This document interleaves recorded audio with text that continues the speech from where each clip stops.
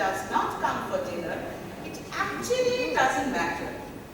Contacts গুলো কাজে লাগিয়ে গ্রিন কার্ডটা করে নিতে পারলে বাস হয়ে যাবে। তা তো ঠিকই। আর আমি তো ভাবছিলাম বঙ্গ সম্মেলনে যদি প্রেসিডেন্টকে চিফ গেস্ট করে মানা যায়, তাহলে তো আমার অ্যাসোসিয়েশনের সেক্রেটারি হওয়াটা একেবারে কনফার্ম হয়ে যাবে। উফ, দিদি, হ্যাটস অফ। তোর প্ল্যানিংয়ে জাস্ট তুলনা নেই।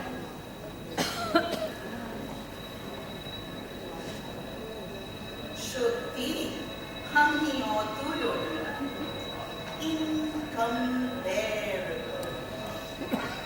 ঠিক লোককে ঠিক সময় ঠিক জায়গায় ইউজ করে কি করে কাজ হাসিল করতে হয় তা আমার থেকে ভালো কেউ জানে না, কেউ না।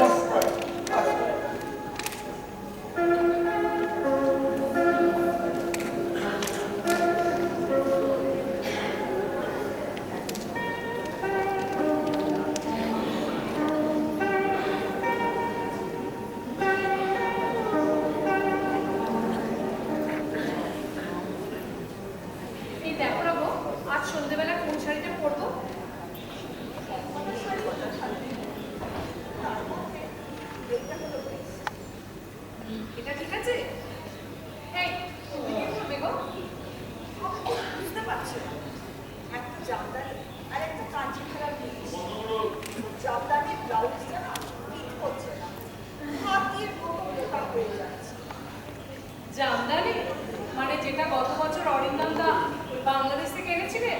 হ্যাঁ, দামে ভারী কিন্তু ভারে হালকা, কি বলো? তা যা বলেছে। এই শোনো, আমি শুধু ভাবছি অর্পিতা ও যে কি করবে, আমি তো ভেবেই আটকে উঠছি। আজকে ওটা কিছু নেই ভাই, ওর লেখাপড়ায় বেশি দূর এগোতে না পারলেও সাজগোজের ব্যাপারে তোমার আর আমার চেয়ে না কয়েক কদম এগিয়ে আছে। আমার পয়েন্টটা তোমার অন্য জায়গায়। কোথায়? এই রেসপেক্টেড গেস্টদের সামনে না বেফাস কিছু বলে বসে। মানে আর এই সেদিন ফোনে মেনু নিয়ে কথা হচ্ছে, সারাটা খুব কেটে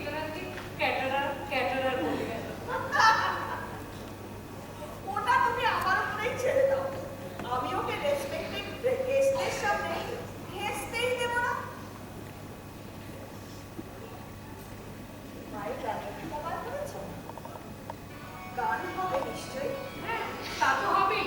তুমি আর আমি দুজনে মিলে গাই। আমি ভেবেছ আমার দ্বারা হবে না। কতকাল গান গাইনি বলো তো? আর আমি যেন রোজ অনুষ্ঠান করে বেড়াচ্ছি, ও ঠিক হয়ে যাবে। কিন্তু কি গান গাই বলো তো আজকে? রবীন্দ্রসঙ্গীত? মায়ের কাছে শুনেছি উনি দ্বিজেন্দ্র গীতি খুব পছন্দ করেন। তা ঠিক, কিন্তু আমার মনে হয় আজকের দিনে না এই গানটাই এত প্রিয় হবে। দেখো,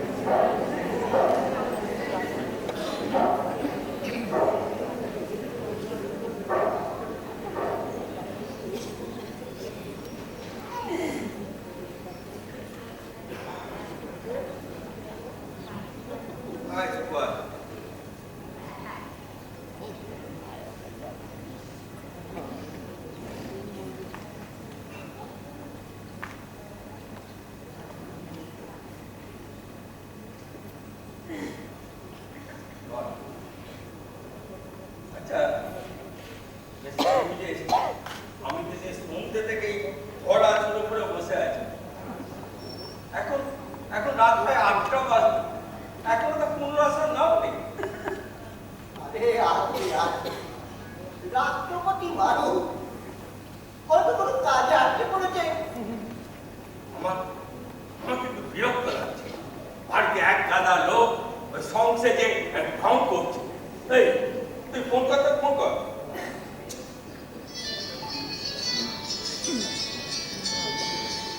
আজকে এসেছে আজকে এসেছে আজকে এসেছে বন্ধু হে। কে এসেছে? ফোনটা ধর না। হ্যালো, হ্যাঁ ও অরুণ, হ্যাঁ আমার কাজই তো রয়েছে। কথা বল কথা বল। খানিকটা খানিকটা।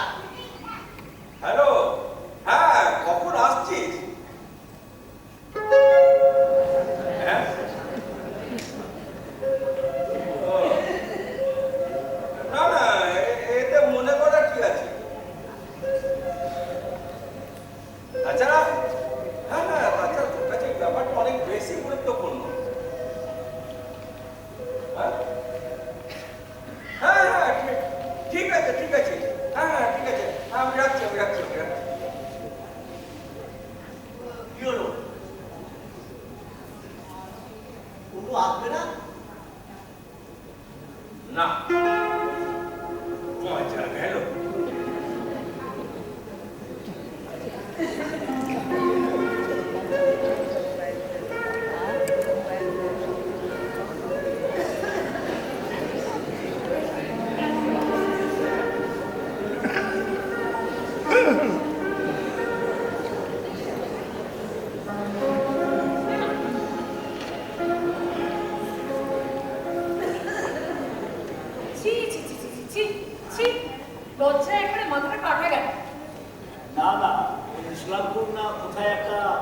দাঙ্গা ভেঙা পড়েছে না, ইন্ডিয়াতে খবরটা দেখাচ্ছে না, তো ওই রকমই একটা ইম্পর্টেন্ট মিটিংয়ে উনি আটকে গেছেন। যে কারণেই হোক, এতদিন ধরে এতগুলো লোকের প্রিপারেশন, এত লোকের এক্সপেকটেশন সব চলে গেল তো। ব্যাপারটা খুবই এম্বারাসিং। কত দূর থেকে অফিস কামাই করে কত কষ্ট করে এলাম, আমার ফ্লাইটের টিকিটটা নষ্ট হলো। সে তো আবার কেউ কেটারারকে পুরো পেমেন্টটা করতে হবে। আচ্ছা, ঠিক আছে, আপনার 50% টাকা দিয়ে দেবো। বোকা বোকা কথা বলো তো। তোমার টাকা আর আমার টাকা কি আলাদা? আরে তোমাদের তো তবু ডাবলিং, আর আমার সাদা এমনিতেই অফিসের লোন নিয়ে আছে, তার মধ্যে ডেকোরেটর লাইট টাকা পয়সা বেকার। কিন্তু উনি যদি আসতেন তাহলে তো এসব টাকা উঠতোই না। সে তো সবাই জানে অর্পিতা। আরে তারও একটা মানে আছে। আরে প্রেসিডেন্ট নিচে চেঁচে আসতে চেয়েছে, কিন্তু বাবা এমন ভাব দেখাচ্ছে বাবা এই যেগুলো তা করতে হবে, একটা ফোন করা উচিত ছিল, এমন ভাব দেখাচ্ছে যেন নিজেই প্রেসিডেন্ট। না না, আসলে ব্যাপারটা হলো যে এই 70s এর এমার্জেন্সির সময় বাবাকে কিন্তু অ্যারেস্টেড হতে হয়েছে। আরে সে তো সবাই জানে, সে কবেকার পুরনো ব্যাপার। 3 রাত বাবাকে পুলিশ কাস্টাডিতে থাকতে হয়েছিল। আর তখন তো উনি সেন্ট্রালের মিনিস্টার ছিলেন। বাবার তো ধারণা ছিল যে উনি হয়তো চাইলেই হ্যান্ডেল করতে পারেন, কিন্তু উনি তো করেননি। আরে সেটা তো একটা ধারণা। এক্সেপ্ট কিন্তু হতেও তো পারে। বাবার তো একটা সেলফ রেসপেক্ট আছে। সেলফ রেসপেক্ট মানে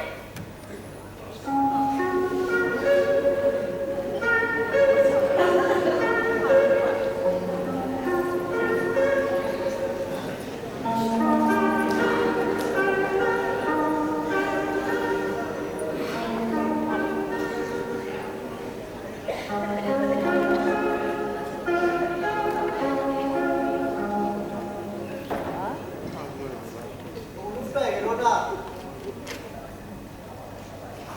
আমাদের সব আয়োজন পণ্ড হয়ে গেল। আমি একটা কথা কিছুতেই বুঝতে পারছি না যে তুই কি করে এতটা ইনসেনসিটিভ হয়ে গেলি। আরে দাঙ্গা লেগেছে, প্রাণহানির আশঙ্কা আছে, আর সেসব ছেড়ে ভারতের রাষ্ট্রপতি আসবে কিনা বন্ধুর বাড়ির নেমন্তন্ন করে। খবরটা শুনে সবাই খুব ভেঙে পড়েছে। তা তো করবে, কারণ সবার তো কিছু আখের পচা বা পরিকল্পনা ছিল কিনা। কি কথা বলছিস কেন? কেন বলবো না, আর এর জন্যে তুই দায়ী। তোর হাতে গেলাপনা থেকে এর সূত্রপাত। উফ, কোনো আত্মজ্ঞান তোদের নেই। সারাটা জীবন ওই রিফ্লেক্টিং তোরের ওপর বেঁচে রইলি। এই সুকো, সরি। ঠিক আছে, মনটা এত ভালো নেই রে। ভাবলাম 3 মাস থেকে আবার একসাথে থাকবো, গল্প করবো, সুখ দুঃখের কথা বলবো, আর হলো না। না যাই, আর আবার দেখা হবে। আচ্ছা, আয়।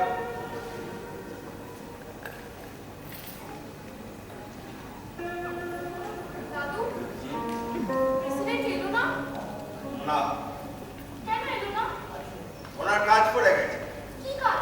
আপনি তো বললেন যে তিনি কোনো কাজই করেন না। অত বই পেয়ে আমি তোমায় দিতে পারবো না। সবাই বলছে আপনি নাকি ভালো করে ওনাকে ইনভাইটই করেন, তাই এলো না। আর বাবা বলছে আপনার নাকি ইগো আছে। দাদু, ইগো মানে কি? তুমি যাও তো, আমার বিরক্ত করো না।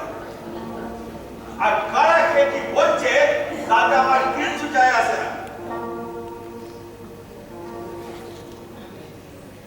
এই যে বলুন, এদিকে আসুন। কি হলো? আসুন। কি হয়েছে? রাগ হয়েছে? মাকে বলবে কাল সকাল 10টার মধ্যে আপনাকে রেডি করে দিতে। কাল প্রিন্সেস, সরি প্রিন্সেপ ঘাট। Yes, yes, my friend, কাল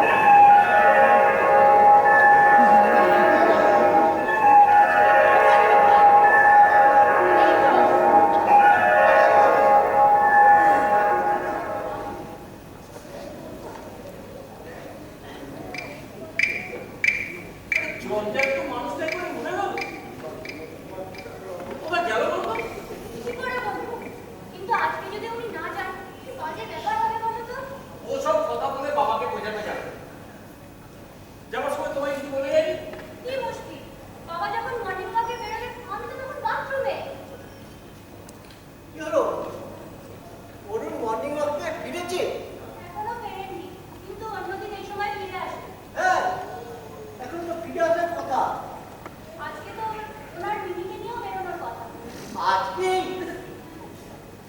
দাদু এসে গেছে, দাদু এসে গেছে। বাবা, দাদু এসে গেছে। এসে গেছে? ওই বাবা?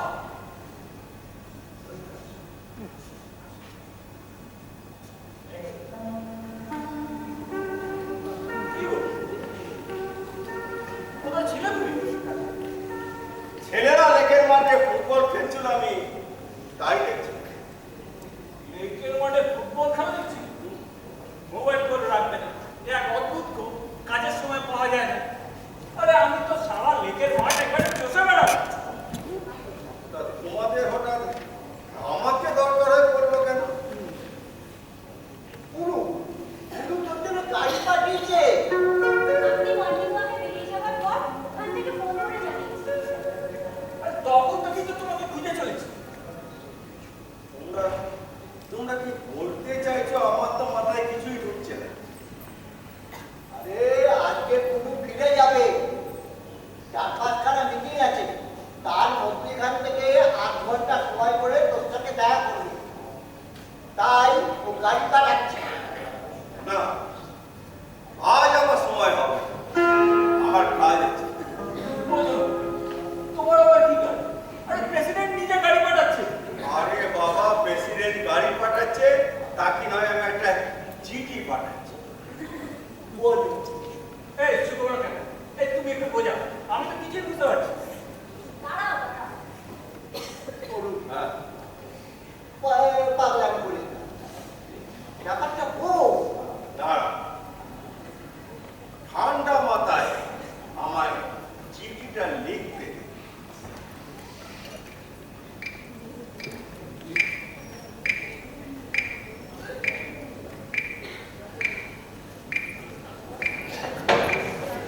প্রিয় পুনু, আজকে তা বহু বছর দেখা হয়, অনেক কথা জমে আছে, 8 ঘন্টায় হবে না। তোর এখন অনেক দায়িত্ব, সময় বার করাটা যে কত কঠিন তা বুঝি। আশা করি কালকের বিষয়টা এখন স্থিতিশীল।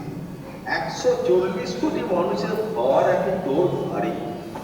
এত ব্যস্ততার মধ্যেও আমার বাড়ি আসার কথা ভেবেছিলি, সেটাই আমার কাছে অনেক বড় পাওনা। তবে আজ আমি আসতে পারছি না। আগে থেকে এক বিশেষ ব্যক্তিকে আমার কথা দেওয়া আছে, তাকে আমি কিছুতেই নিরাশ করতে পারবো না। তোকে তো মাঝে মাঝে কলকাতায় আসতে হয়, পরে কোনো সময় হলে মাসের গ্যাস মিলে জমিয়ে আড্ডা দেওয়া যাবে। ভালো থাকিস বিলে।